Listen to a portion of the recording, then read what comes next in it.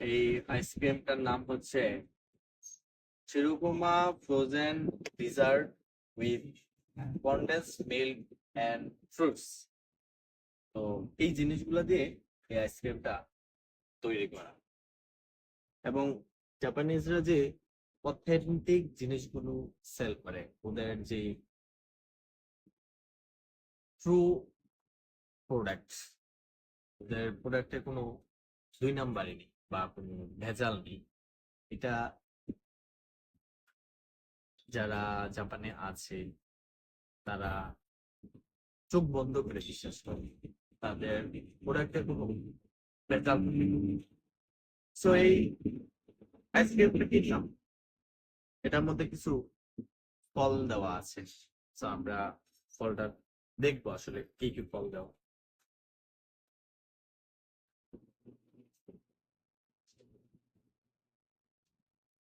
এই হচ্ছে ফল, মানে ফলের আইসক্রিম, দ্যাট মিনস ফলেরই আইসক্রিম।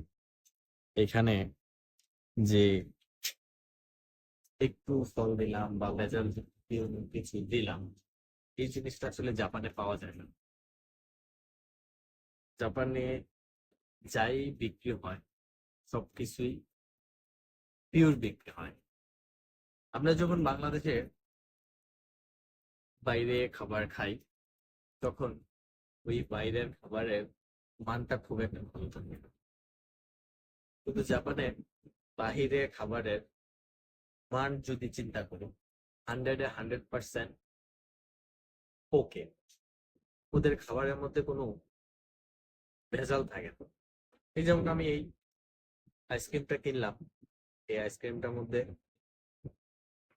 ওরা ফ্রুটস এর আইসক্রিম বলছে। সো এই আইসক্রিমের মধ্যে ফ্রুটস দেওয়া আছে এবং সবকিছু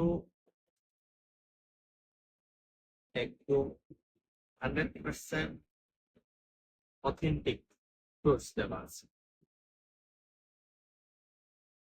তো এই হচ্ছে জাপানিজদের, মানে বলে না যে আস্থার আরেক নাম জাপান, মূলত এই সকল কারণেই আস্থার আরেক নাম জাপান বলা হয়। শ্রীলঙ্কা নামাই কোমোডো স্ট্রবেরি নাই। মনে করি।